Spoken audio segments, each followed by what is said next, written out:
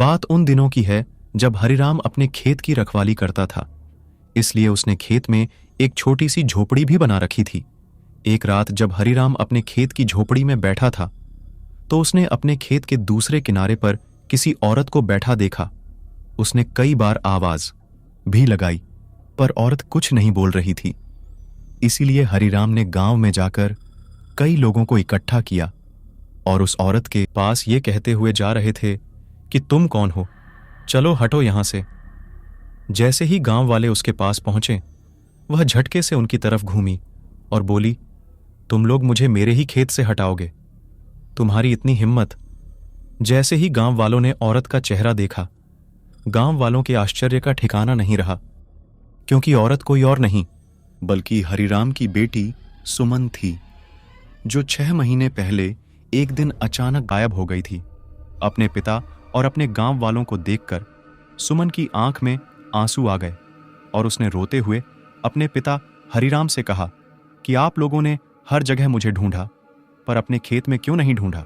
सुमन ने बताया कि 6 महीने पहले जब सुमन खेत से सब्जी तोड़ने आई थी तो गांव के ही कुछ दरिंदों ने मेरे साथ जबरदस्ती करनी चाहिए। मैंने उनका विरोध भी किया, पर दरिंदों ने मेरी एक ना सुनी और मेरे साथ जबरदस्ती करने के बाद मुझे अधमारा करके इसी जगह मुझे जिंदा ही दफन कर दिया।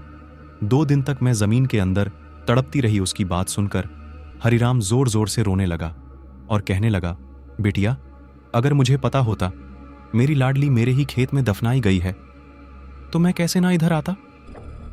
मैंने तो हर जगह खोजा, पर मेरी मति मारी गई थी जो अपने खेत में नहीं देखा। सुमन भी जोर जोर से रोने लगी और बोली, मत रोइए बापू, इसमें आपका क्या दोष है? दोषी तो वो दरिंदे हैं जो आज भी ऐसे ही घूम रहे हैं। इस पर गांव के एक व्यक्ति जो सुमन के चाचा लगते थे गुस्से से बोले, बिटिया, तुम उनका नाम बताओ, हम सभी दरिंदों को घसीट कर यहीं लाएंगे और इसी जगह उनको भी जिंदा गाड़ दें। सुमन ने लड़कों का नाम बताया और वह जगह भी दिखाई जहां सुमन को दफनाया गया था। गांव वालों ने उस जगह को खोदकर सुमन की अस्थियों को बाहर निकाला और उनको गंगा जी में विसर्जित कराया और उसके साथ ऐसा करने वालों लड़कों को पुलिस के हवाले कर दिया गया। प्रिय दर्शकों, कहानी में कितनी सच्चाई है इसको बता पाना मुश्किल है, पर ऐसी घटनाओं से हमें अनजान नहीं रहना चाहिए, क्योंकि हमारे समाज में इस तरह की घटनाएं होती रहती हैं।